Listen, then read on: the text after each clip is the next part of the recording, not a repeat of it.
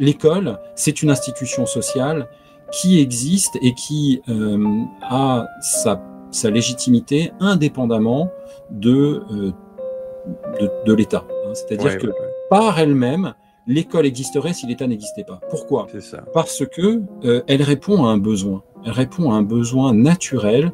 Les parents ont d'autres choses à faire et souvent, ils ont un lien affectif avec leurs enfants qui rend l'enseignement difficile. Alors, dans certains cas, on n'a pas le choix et il faut le faire. Mais idéalement, il faudrait que l'enseignement soit confié à des enseignants dont c'est le métier et qui en ont les compétences. Mais ça a toujours existé et ça existera toujours, même sans l'État. Parce que justement, ce besoin, il est fondamental. On a dit c'est la formation d'un capital intellectuel et c'est absolument nécessaire à l'évolution d'une société. Et puis les parents veulent le meilleur pour leurs enfants. C'est ça. Donc, spontanément, il y aura des institutions sociales qui se développeront pour prendre en charge ce besoin.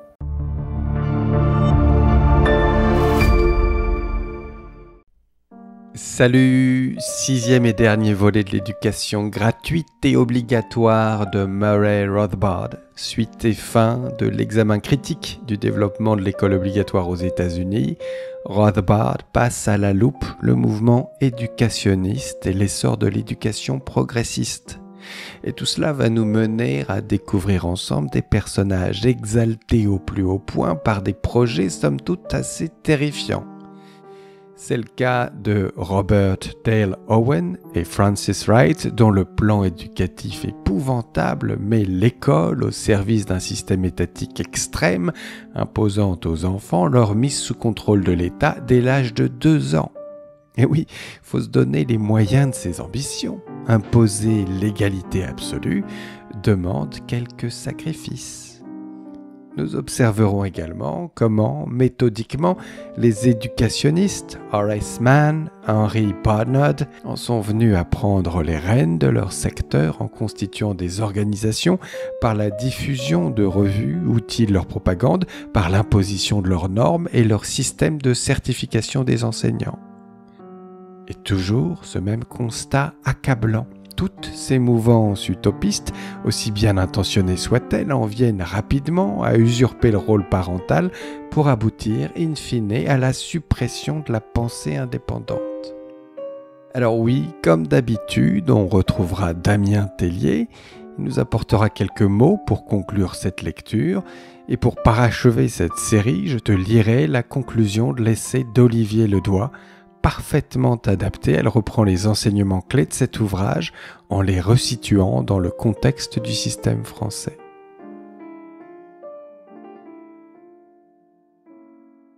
Les objectifs de l'enseignement public, le mouvement éducationniste.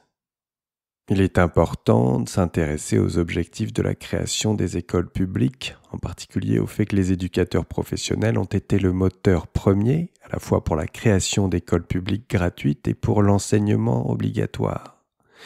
Dans le premier temps, la volonté de quasi-libertariens comme Thomas Jefferson et Thomas Paine de créer des écoles publiques était fondée sur la conviction que le gouvernement républicain était plus adapté aux citoyens correctement instruits et que l'État devait rendre de telles institutions accessibles pour ceux qui étaient trop pauvres pour se fournir auprès d'institutions privées. Certainement, beaucoup de ceux qui préconisaient la création d'écoles publiques l'ont fait simplement pour cette raison. Il y avait d'autres objectifs bien plus dangereux, en particulier chez les éducateurs, qui ont été les forces principales dans cette mouvance et qui ont pris le contrôle des conseils publics de l'éducation et des collèges de formation des enseignants, lesquels formaient les enseignants des écoles publiques. Dès 1785, le révérend Jeremy Belknap, prêchant devant le tribunal du New Hampshire, préconisait une éducation égale et obligatoire pour tous, soulignant que les enfants appartenaient à l'État et non à leurs parents.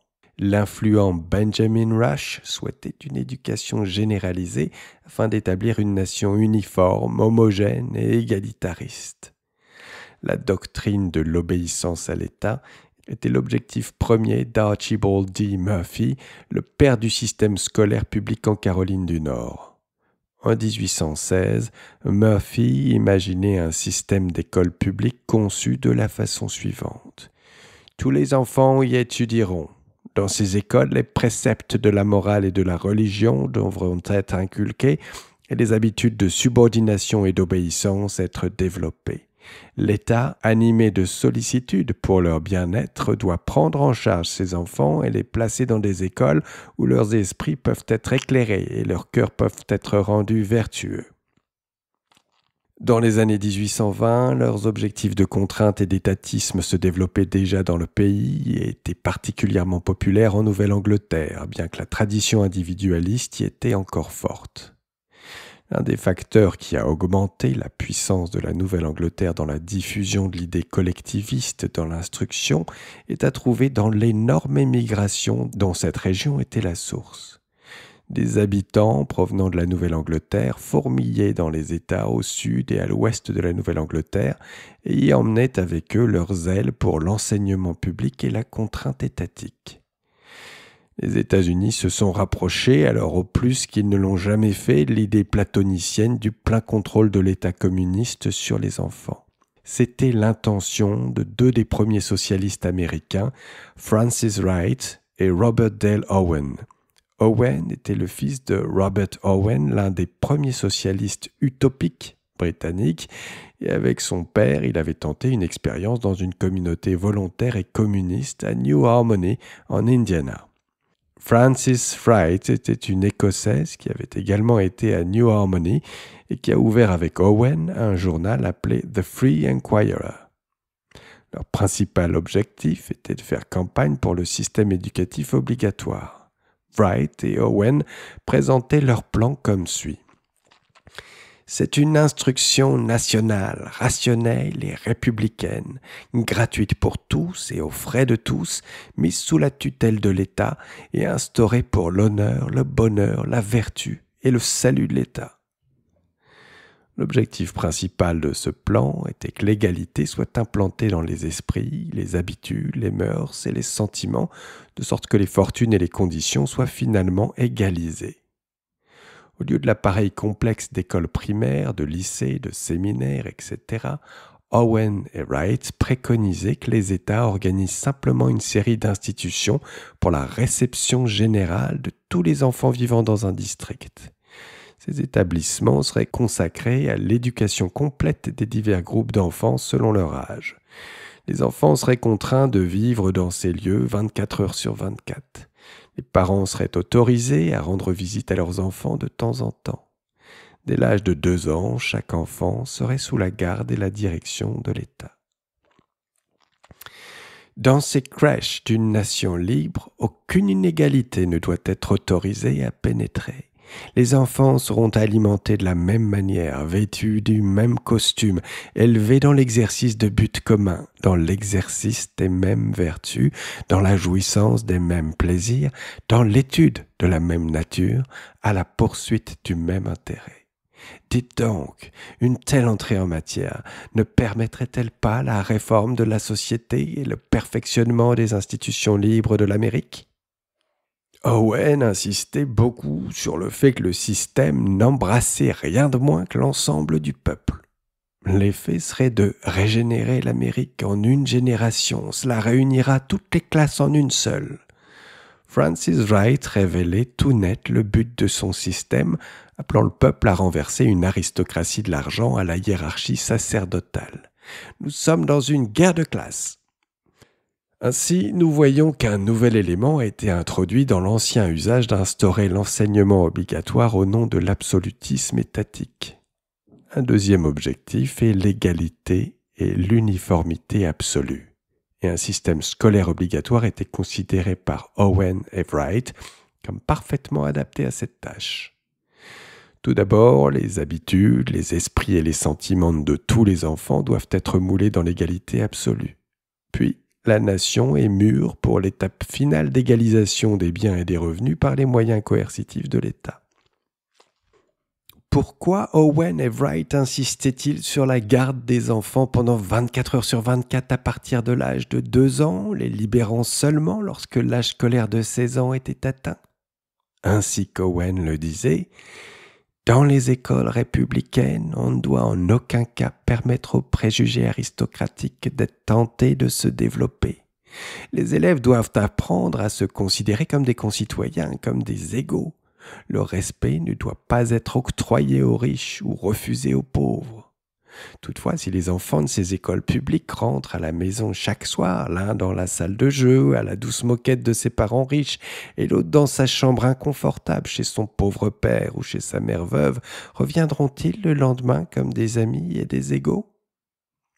De même, les différences dans la qualité des vêtements provoquaient des sentiments d'envie de la part des pauvres et de dédain de la part des riches, sentiments qui devraient être éliminés en rendant obligatoire le port du même uniforme pour tous.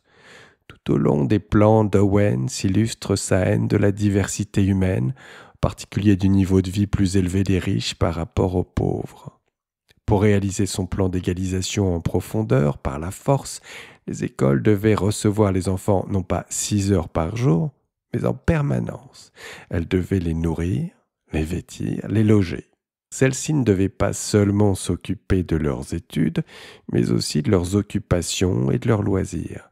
Elles devaient prendre soin d'eux jusqu'à ce que leur éducation soit terminée. On pourrait bien faire valoir que le plan Owen-Wright est sans importance, qu'il a eu une signification purement utopique et qu'il a eu peu d'influence. La vérité est tout autre. En premier lieu, le plan a eu beaucoup d'influence. De manière certaine, les idées de promotion de l'égalité ont été dominantes dans la pensée de l'influent groupe d'éducateurs qui a établi et contrôlé les écoles publiques de la nation durant les années 1830 et 1840. En outre, le plan Owen pousse l'idée de l'école publique obligatoire à sa conclusion logique, non seulement par la promotion de l'absolutisme de l'État et de l'égalité absolue, à laquelle le système est admirablement adapté, mais aussi parce qu'Owen a lui-même reconnu que l'école devait éduquer l'enfant dans toutes ses composantes afin de mouler la jeune génération.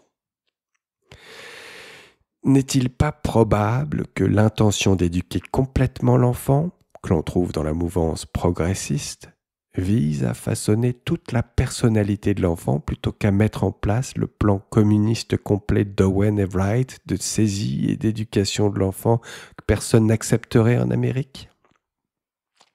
L'influence du plan Owen-Wright est attestée par le fait qu'un historien de l'éducation, favorable au système public, place ce plan en première position dans son récit et lui consacre une place considérable.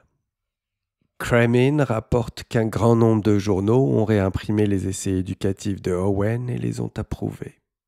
Owen a commencé à exposer son projet à la fin des années 1820 et l'a fait jusqu'à la fin des années 1840, époque à laquelle il a écrit le plan élaboré avec Miss Wright. Son plan a eu une influence considérable sur les groupes de travailleurs. Il a exercé une grande influence sur le rapport largement diffusé d'un comité de travailleurs de Philadelphie en 1829 traitant de l'éducation en Pennsylvanie. Le rapport demandait l'égalité, une éducation identique et une formation adéquate pour tous. Ce rapport et des rapports similaires ont eu une influence considérable en ouvrant la voie à la législation progressiste du milieu des années 30. Peu de temps après, il y a eu sur la scène américaine un phénomène remarquable. Un groupe très soudé de pédagogues a émergé que Cramin a nommé les réformateurs de l'éducation. Leur propagande a contribué à l'instauration des écoles publiques. Ils en sont venus ensuite à contrôler les écoles à travers des postes dans les conseils publics de l'éducation, comme celui du surintendant, et à travers le contrôle des institutions de formation des enseignants, et donc des enseignants. Ce même groupe, sous des noms différents, continue à ce jour de dominer l'enseignement primaire et secondaire avec ses idées étriquées et son jargon. Le plus important est qu'ils ont réussi à imposer leurs normes sur les exigences de certification de l'État pour les enseignants, afin que personne ne puisse enseigner dans une école publique sans être passé préalablement par des cours de formation des enseignants dirigés par ses éducateurs. C'était ce même groupe qui a encouragé la mise en place de la scolarisation obligatoire et a préconisé une éducation de plus en plus progressiste. Il mérite donc un examen minutieux. Certains Américains sont fiers du fait que leur système éducatif ne puisse jamais être tyrannique parce qu'il n'est pas contrôlé par l'État fédéral, mais par leur État fédéré. Cela ne fait cependant que peu de différence. Non seulement cela concerne toujours l'État, qu'il soit local ou fédéral, mais les éducateurs, par le biais des associations et des revues nationales, sont aussi presque parfaitement coordonnés. En réalité, les systèmes scolaires sont gérés à l'échelle nationale et de manière centralisée, et l'obtention d'un contrôle fédéral formel ne serait que la dernière étape dans la quête de la conformité et du contrôle. Une autre source importante de tyrannie et d'absolutisme dans le système scolaire est le fait que les enseignants soient régis par le statut de la fonction publique. En conséquence, une fois qu'il a passé un examen formel ayant peu de rapport avec sa capacité réelle à enseigner et que quelque temps s'écoule, l'enseignant fait partie de la masse des salariés de l'État et sera imposé aux enfants pour le reste de sa vie professionnelle. La bureaucratie de l'État a utilisé la fonction publique comme un outil extraordinairement puissant d'enracinement et de domination permanente. La tyrannie par le vote majoritaire peut être assez déplaisante, mais au moins, si les dirigeants sont soumis à des contrôles démocratiques, ils doivent se conformer aux souhaits de la majorité des électeurs. Mais les fonctionnaires qui ne peuvent pas être déchus de leur poste lors de la prochaine élection ne sont soumis à aucun contrôle démocratique quel qu'il soit. Ce sont des tyrans permanents. Sortir quelqu'un du champ de la politique pour le placer dans le giron de la fonction publique ne va certainement pas accroître l'éthique de la bureaucratie. Cela l'élève au contraire dans sa sphère d'activité au rang de souverain absolu et quasi perpétuel. Le fait que les enseignants appartiennent à la fonction publique est l'un des actes d'accusation les plus accablants contre le système obligatoire américain d'aujourd'hui. Pour en revenir aux premiers éducateurs, les principales figures du mouvement étaient des hommes natifs de Nouvelle-Angleterre, tels Horace Mann, dans le Massachusetts, et Henry Barnard, dans le Connecticut. Il y avait également James Carter, Calvin Stowe, Caleb Mills, Samuel Lewis et beaucoup d'autres.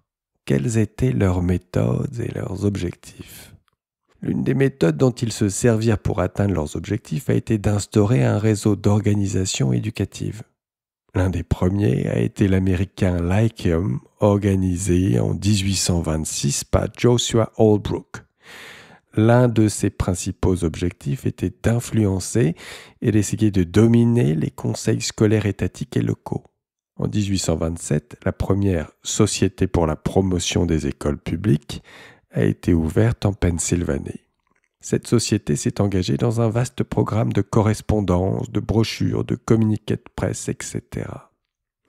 Des organisations similaires se sont formées au début des années 1830 dans tout l'ouest du pays, faisant parler d'elles par des conférences, des réunions, des mémoires envoyés aux élus et du lobbying.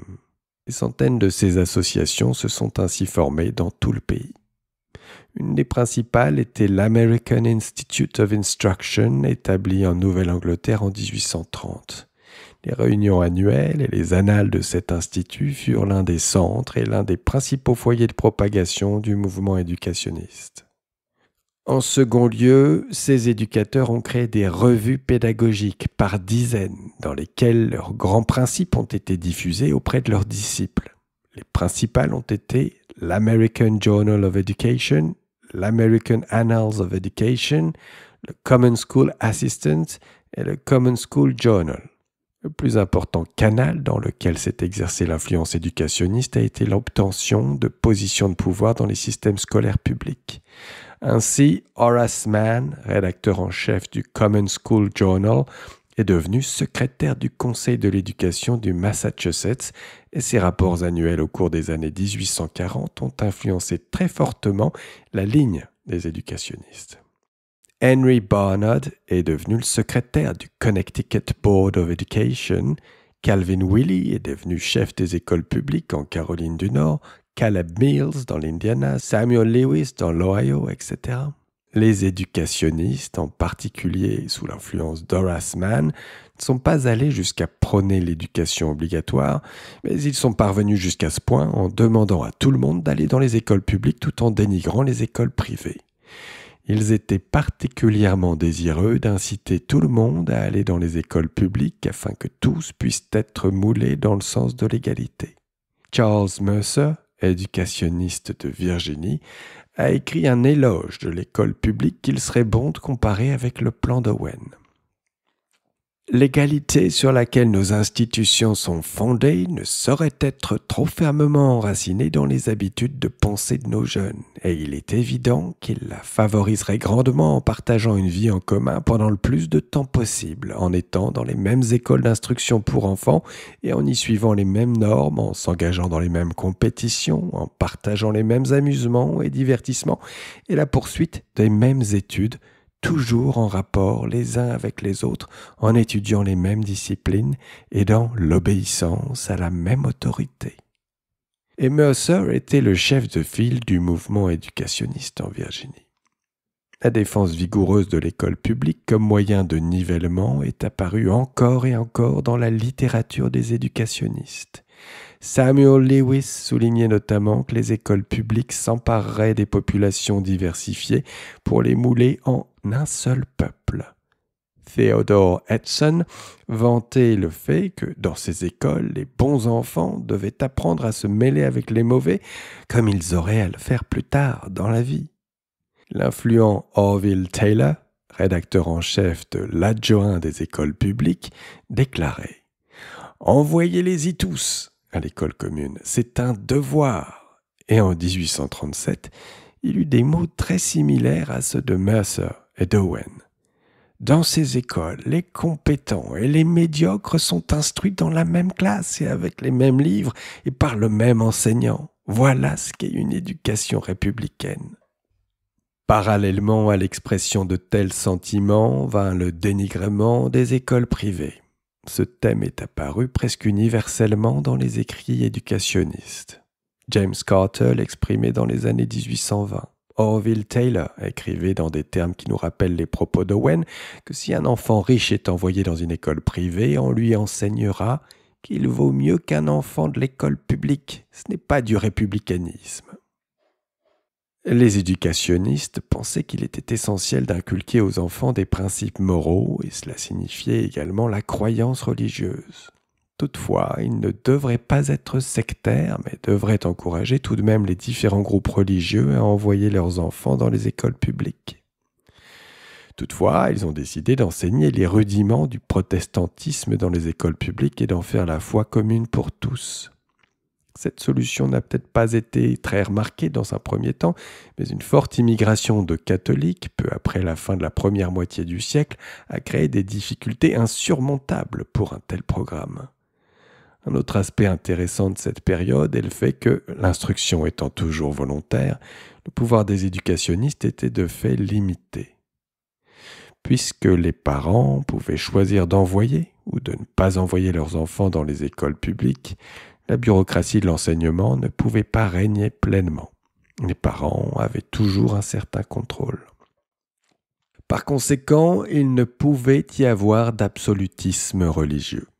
En outre, Horace Mann insistait lourdement sur le fait que, pour tous les sujets politiques controversés, l'enseignant devait être neutre. S'il n'était pas strictement neutre, alors les parents ayant des points de vue opposés ne seraient plus enclins à envoyer leurs enfants dans les écoles publiques, et l'idéal de l'uniformité, de l'éducation égale pour tous serait pris à revers. Ainsi, nous apercevons l'énorme importance de l'instruction volontaire comme rempart contre la tyrannie.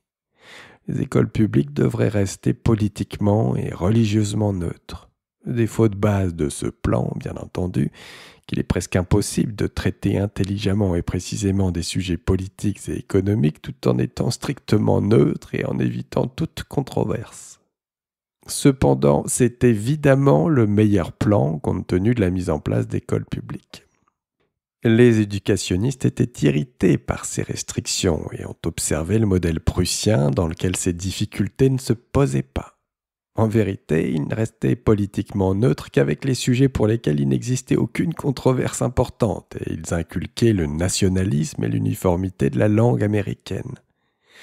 Calvin Stowe préconisait l'adoption des méthodes prussiennes, bien qu'il ait évidemment prétendu qu'en Amérique les résultats seraient républicains et non despotiques. Stowe réclamait que l'on mette le devoir de se rendre à l'école sur le même plan que le service militaire. En 1836, il s'exprimait presque dans les mêmes termes que Martin Luther, 3 siècles auparavant. Si l'estime portée à la sécurité publique permet à un gouvernement d'obliger les citoyens à faire le service militaire quand le pays est envahi, les mêmes raisons autorisent le gouvernement à rendre obligatoire l'instruction des enfants, car aucun ennemi n'est plus à redouter que l'ignorance et le vice. Un homme n'a pas plus le droit de mettre en danger l'État en y déversant une famille d'enfants ignorants et vicieux qu'il n'en a de donner des informations à des espions d'une armée envahissante. S'il est incapable d'éduquer ses enfants, l'État devrait l'aider. S'il y est réticent, il devrait l'y contraindre. L'enseignement général est un moyen de défense bien plus sûr et beaucoup moins coûteux que les forces militaires. L'éducation populaire est bien moins un désir qu'un devoir, puisque l'instruction est fournie par les parents et payée par ceux qui ne profitent pas de ses résultats, c'est un devoir. Un autre principe du système prussien que Stowe admirait était son uniformité linguistique obligatoire. Il saluait également les lois vigoureuses rendant la présence obligatoire et réprimant l'école buissonnière. Le rapport de Stowe sur l'éducation en Prusse a obtenu un grand crédit auprès des éducationnistes et ils ont adopté ses vues sur le sujet. Mann et Barnard avaient des idées similaires, bien que le premier restait hésitant sur la question de l'obligation scolaire. Barnard, lui, n'y était pas réticent. Saluant le système éducatif prussien, il écrivait: la fréquentation régulière de l'école doit être l'objet d'un contrôle spécifique et de la vigilance la plus active, car c'est la source d'où découlent tous les avantages que l'école peut produire. Il serait très heureux que les parents et les enfants se montrent toujours volontaires par eux-mêmes. Malheureusement, ce n'est pas le cas, en particulier dans les grandes villes. Bien qu'il soit triste d'être obligé d'utiliser la contrainte, il est presque toujours nécessaire de passer par là. La sincérité d'Horace Mann était certainement douteuse. Dans ses rapports annuels, il dénonçait les droits de propriété et parlait de contrôle social et de propriété sociale.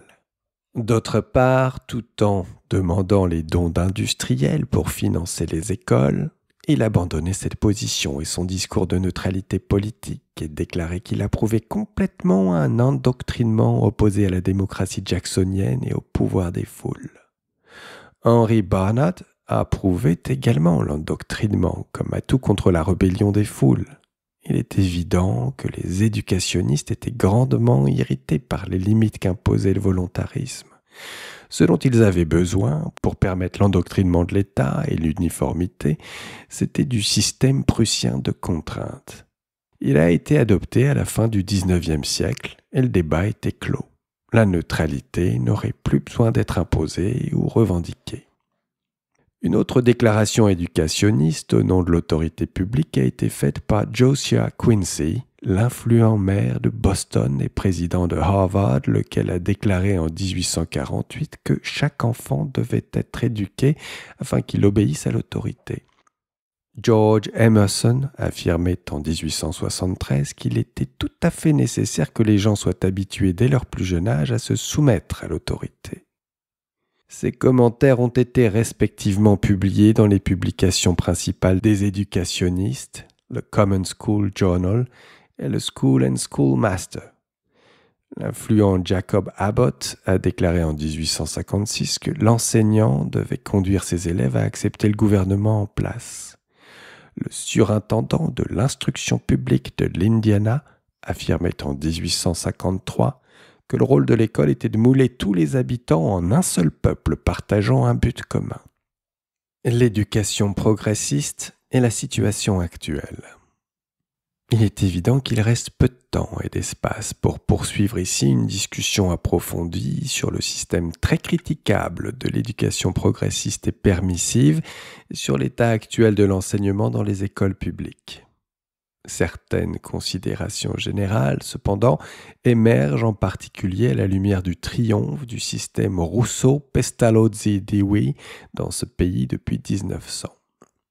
Premièrement, l'effet de l'éducation progressiste est de détruire toute pensée indépendante chez l'enfant, voire de réprimer toute pensée quelle qu'elle soit. Au lieu de cela, les enfants apprennent à vénérer certaines figures héroïques, parenthèse les gentils, ou à suivre la domination du groupe, parenthèse comme au Japon de Lafcadio Hearn. Ainsi, les matières sont enseignées aussi peu que possible et l'enfant a peu de chances de développer une quelconque capacité à raisonner dans l'étude de ces matières.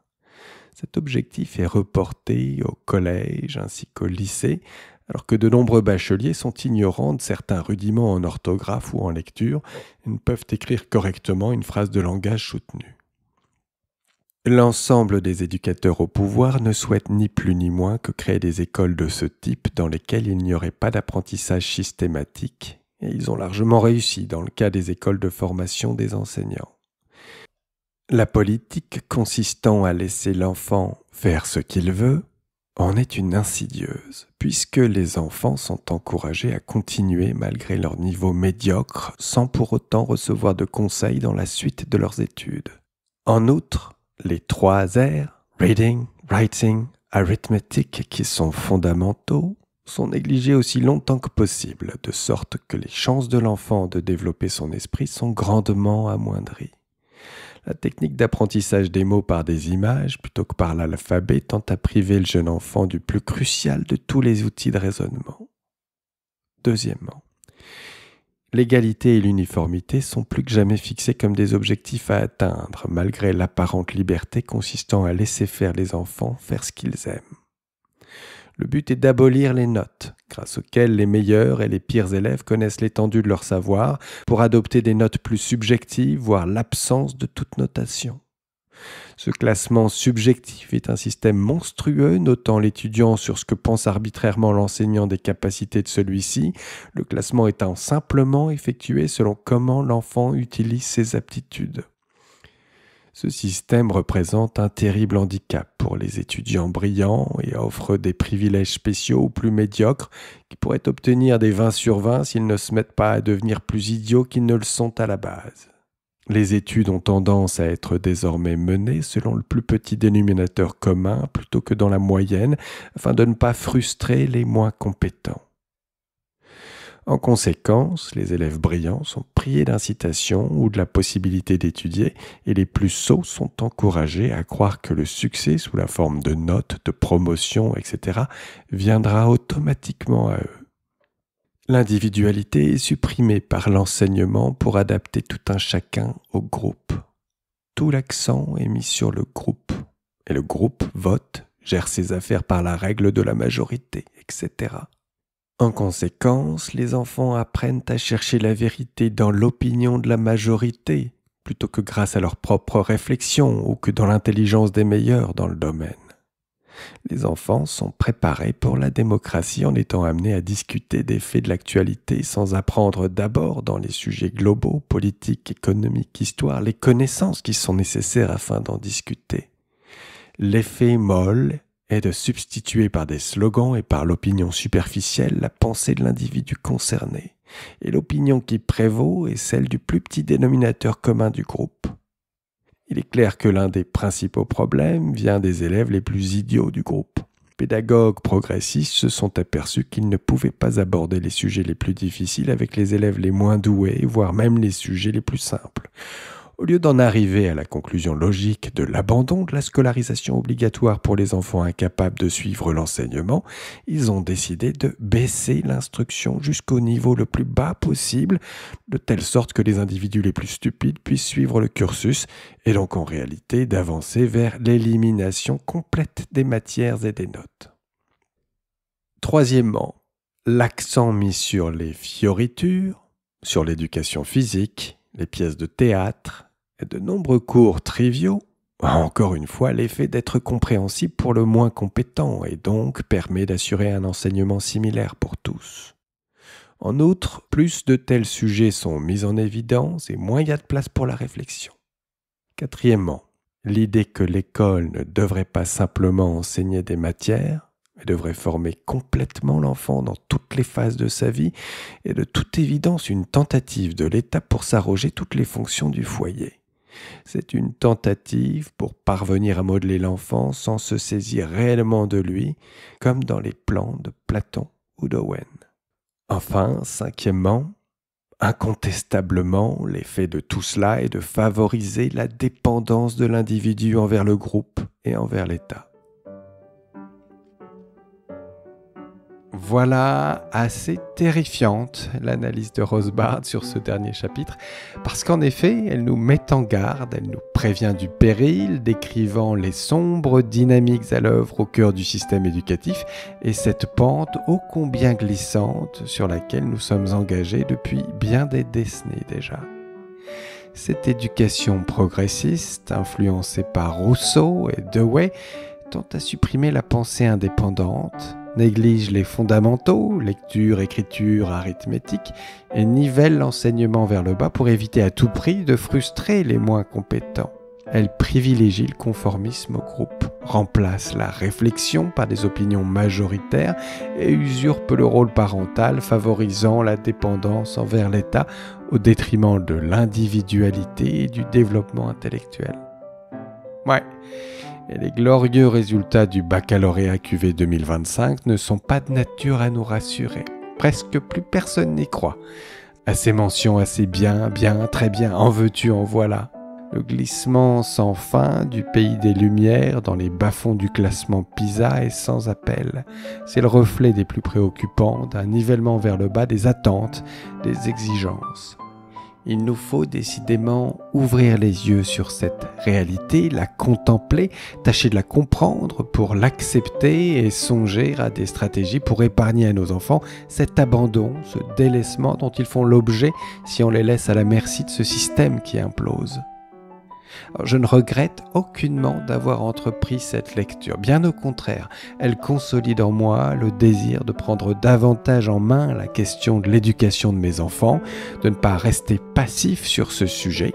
Alors comment cela va-t-il se traduire dans les faits ? Aucune idée précise à ce stade, mais une chose est certaine, l'étude de ce texte en compagnie de Damien Tellier et d'Olivier Ledoy m'ouvre l'esprit à de nouvelles réflexions et me permet d'envisager de nouvelles options. Elles s'imposeront de plus en plus à nous tous à mesure que nous progressons dans cette décennie qui bouleverse nos systèmes et met à nu l'état d'obsolescence avancée d'institutions sur lesquelles on a beaucoup trop compté.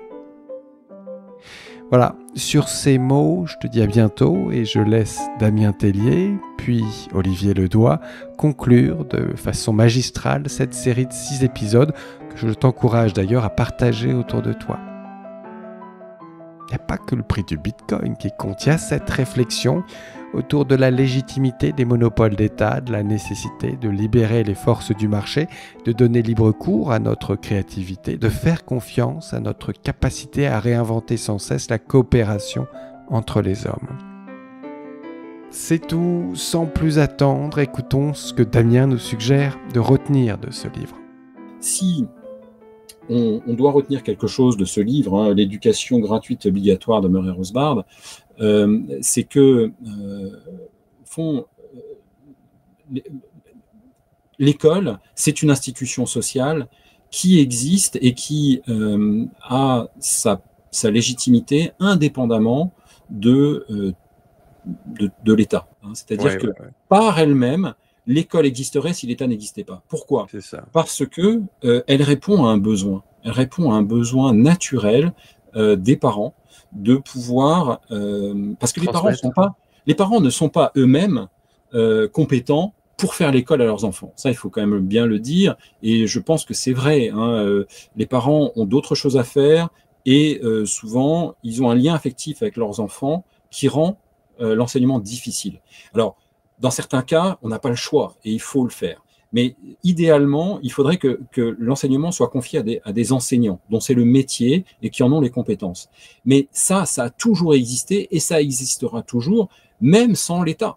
Parce que justement, ce besoin, il est fondamental. On a dit c'est la formation d'un capital intellectuel et c'est absolument nécessaire à l'évolution d'une société. Et puis les parents veulent le meilleur pour leurs enfants. C'est ça. Donc, spontanément, il y aura des institutions sociales qui se développeront pour prendre en charge ce besoin.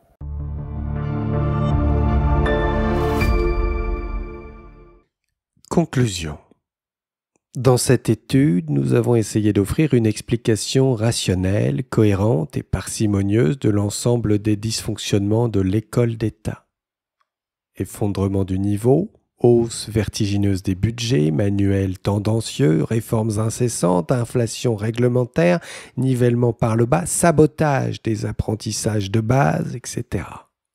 Il y a trop de faillites depuis trop longtemps, malgré trop d'efforts de la part de gens de bonne volonté pour que ça puisse être une coïncidence. Parfois, pour expliquer les dérèglements d'un système, il faut avoir le courage de remettre en question ses présupposés. Dans un premier temps, nous avons établi que l'institution étatique était mécaniquement incapable d'assurer la fonction éducative. Dans un deuxième temps, nous avons montré qu'on ne pouvait pas faire confiance à l'État pour, petit a, respecter la diversité des besoins des familles en matière d'éducation et, petit b, résister à la tentation de conditionner en sa faveur les jeunes esprits malléables. Cette analyse en profondeur confirme que l'État n'était jamais censé être l'institution qui éduque. Tout cela n'est qu'une gigantesque erreur historique due aux bellicistes revanchards du XIXe siècle. Une fois lancée, cette erreur s'auto-reproduit en empêchant les Français d'acquérir les schémas mentaux nécessaires pour la rectifier. L'ampleur des dégâts n'ira qu'en s'aggravant. Il est donc indispensable et urgent d'effectuer complètement et définitivement la séparation de l'école et de l'État. Pour réitérer, les 3 raisons complémentaires qui justifient cette séparation sont, petit a, une raison d'organisation. Permettre au secteur éducatif de s'organiser de la manière la plus apte à répondre aux besoins des familles et à minimiser les gaspillages. Petit b, une raison de liberté individuelle. Permettre à chacun d'éduquer ses enfants comme elle l'entend. Petit c, une raison politique. Permettre à chaque futur électeur d'acquérir le regard critique sur l'État qui est indispensable au plein exercice de ses responsabilités civiques. Peut-on dire que c'est une recommandation radicale ? Sans doute. D'ailleurs, ceux qui ont séparé l'Église et l'État en 1905 portaient eux aussi le nom de radicaux. Cela n'a pas été facile, et il faut s'attendre à ce qu'il en soit de même pour la séparation de l'école et de l'État. La décolonisation militaire de la terre africaine n'a pas été facile, et il faut s'attendre à ce qu'il en soit de même pour la décolonisation psychique de la jeunesse française. Néanmoins, tergiverser ne ferait que rendre la période transitoire d'ajustement plus coûteuse. Et il faut bien franchir le pas un jour si les parents désirent élever des enfants libres qui, une fois arrivés à l'âge adulte, élèveront eux-mêmes des enfants libres qui, eux-mêmes,